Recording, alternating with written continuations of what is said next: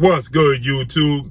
It's your boy, Blue Blood Sports TV, back at y'all with another one. So it's being reported that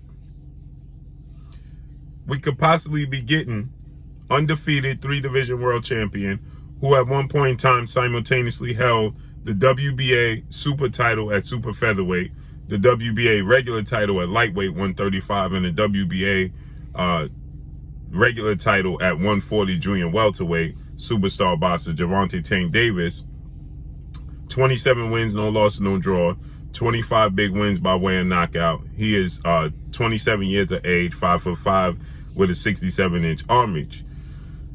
It looks like we could possibly be getting Gervonta Tank Davis versus undefeated lightweight junior welterweight Mexican superstar title contender King Ryan Garcia, who is 23 wins, no loss, and no draw, 19 wins by way of knockout, 5'10" with a 70-inch arm reach at 23 years of age.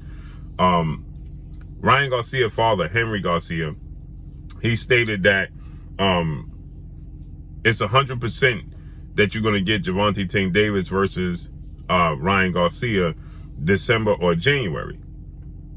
Well, now, according to sources, Gervonta Tank Davis could be fighting Ryan Garcia, and they have agreed to face each other, all things in principle, January 7th, okay, of 2023.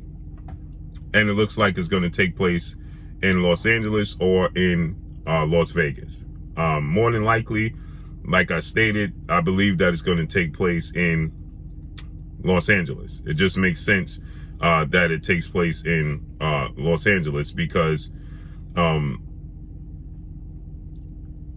Garcia is from Los Angeles. Now, obviously, again, Ryan Garcia is from Los Angeles, and Las Vegas is only a hop, skip, and a jump away from Los Angeles. So it's not that it's super far. It's only a plane ride about 45 minutes, I believe, or something of that magnitude. So it's a very short travel. You can even drive over. It's like a 3-hour drive from Los Angeles to Las Vegas. So it looks like the target, date is in January 7th. And it's interesting because in a recent post where Ryan Garcia stated that, he confronted Gervonta Tank Davis at a club and Gervonta Tank Davis grabbed his chain, so on and so forth, right?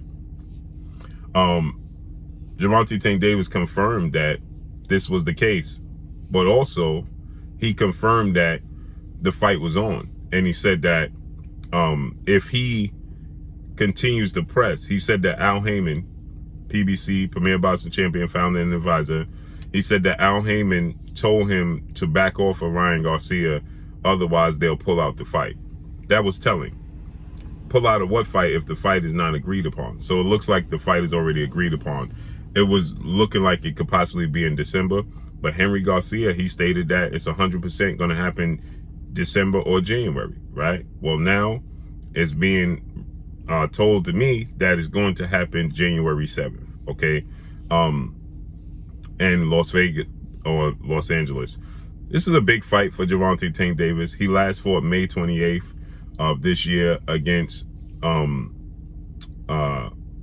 lightweight title contender star boxer Rolando Rolly Romero, fellow stablemate of his. They fought this year, May 28th at the Barclays Center, which did $5 million gate, the highest boxing gate at the Barclays Center, okay?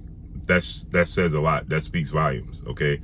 And so with that said, this is a big fight. Gervonta Tank Davis, he took to social media yesterday because it was rumored that he could possibly rematch Rolly Romero before the year is up. Rolly was confirming that, saying that he's fighting Gervonta Tank Davis next. And Gervonta Tank Davis, he went on to say, if he fights Rolly in a rematch, if he's forced to fight Rolly in a rematch, then he will boycott himself and he would advise the fans to boycott the fight. So he let that be known clearly. He has no interest, zero interest in fighting Rolando Rolly Romero again in a rematch. So that leads us to this fight with Gervonta Tank Davis and Ryan Garcia. The big issue here with Gervonta Tank Davis and Ryan Garcia is, Ryan Garcia Ryan Garcia being with the Zone, and Gervonta Tank Davis being with Showdown President Sports Steven Espinosa. So Ryan Garcia is with the Zone. We know that Steven Espinosa and the team, they couldn't come to an agreement, right, with a fight with Jamal Charlo and Jaime Munguia, right? Jamal Charlo, undefeated 2-division champion, the reigning WBC middleweight world champion, superstar boxer, and Jaime Munguia, Mexican superstar, former WBO junior middleweight world champion. They couldn't come to an agreement because Jaime Munguia is with Oscar De La Hoya, Golden Boy Promotions, and the Zone, and Jamal Charlo's with, PBC and Showtime. So they couldn't come to an agreement. So it looks like, they couldn't come to an agreement, but also at the same time, it's the networks, right? And Jamal Charlo's the A side. So you look at this situation with Gervonta Tank Davis, he's the A side, right? And he's the A side. Ryan is the B side, but Ryan Garcia is a big deal with Golden Boy Promotions, obviously, right? And so because he's the B side, how are the networks going to come together to agree to make this fight happen between the two? And so it seems like, according to Henry Garcia, Ryan Garcia probably was pushing heavy for this fight. It seems like Ryan Garcia was pushing heavy for this fight. He truly believes that he could beat Gervonta Tank Davis.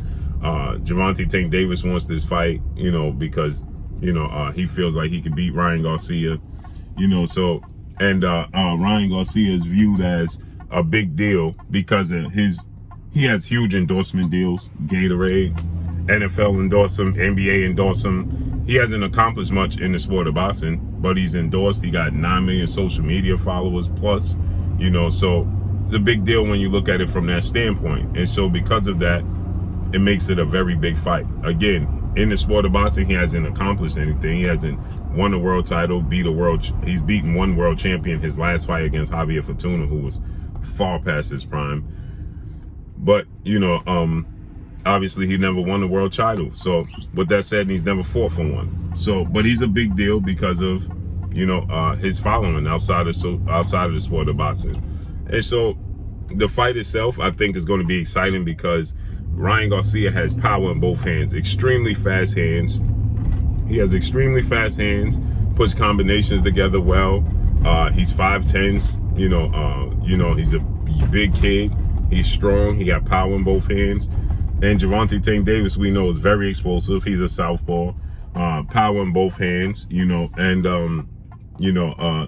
he's just a level above Ryan Garcia, in my opinion, at this stage of their careers. Gervonta Tank Davis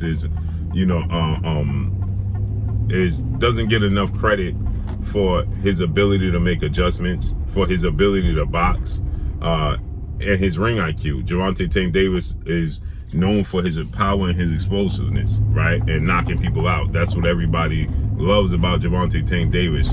Not the fact that Gervonta Tank Davis, in his fight with Isaac Pitbull Cruz at the Staples Center in LA, made adjustments after injuring his hand in the 6th round. He made adjustments, and, Gervonta Tank Davis, he outboxed Isaac Cruz. I thought that was the best performance of Gervonta Tank Davis's career, right? He showed that he could make adjustments. He showed that he could box. He showed his versatility in that fight. Ryan Garcia, another big thing about this fight is that Ryan Garcia, in his first biggest step up against Olympic gold medalist, British star lightweight title contender Luke Campbell, he was absolutely floored by a left hook. Luke Campbell's a southpaw. He was floored by Luke Campbell, dropped in the fight. He got up, faced adversity, and stopped Luke Campbell in the 7th round of the fight. But it was a left hook. Obviously, that's Gervonta Tank Davis' calling card, right? His left hook, right? His left hand. Power in his left hand. That's what he just knocked out Rolly Romero with, right? And so everybody feels like if Luke Campbell can drop Ryan Garcia with a left hook, imagine if Tank Davis lands that left hook. Now, Luke Campbell is much bigger than Gervonta Tank Davis. Okay, he's an Olympic gold medalist. He has a pedigree. He's fought for world titles, never won them, but he's a southpaw who can box, you know. Luke Campbell, he landed left hook a few times, but the one time that was heard around the world was the one that Ryan didn't see, and he dropped Ryan Garcia, right? So Ryan Garcia made adjustments from that. from that fight that he was dropped with that left hook. Ryan Garcia has been very, very cautious and very aware and very conscious of everybody trying to land that left hook, including his fight with Manuel Tagle and his fight with Javier Fortuna, who both attempted to land that left hook and repeat what Luke Campbell was able to do, okay? And they were unsuccessful doing it because, again, Ryan Garcia is very conscious of it. He's very aware that everybody wants to land that left hook. And Ryan Garcia, you know, makes a conscious effort to defend it, okay? And so because he looks to defend it and make the adjustments to make sure nobody lands it clean, he's going to be very, very much so alert about Gervonta Tank Davis's left hand.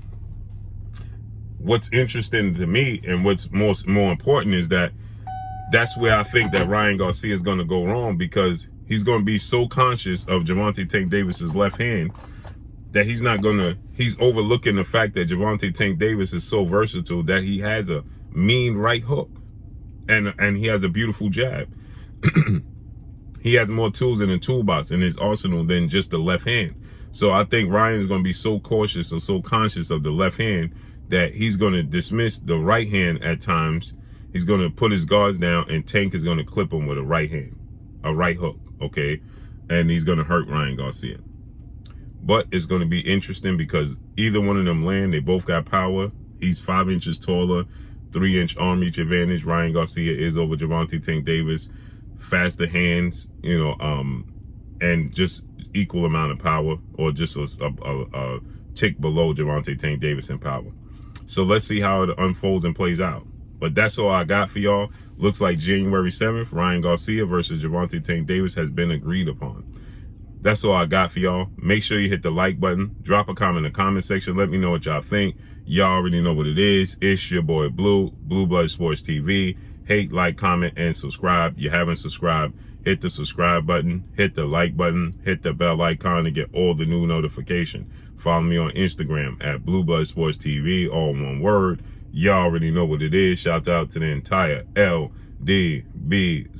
Shout out to Black Media Row. Make sure you like and share these videos. That's all I got for y'all. Peace.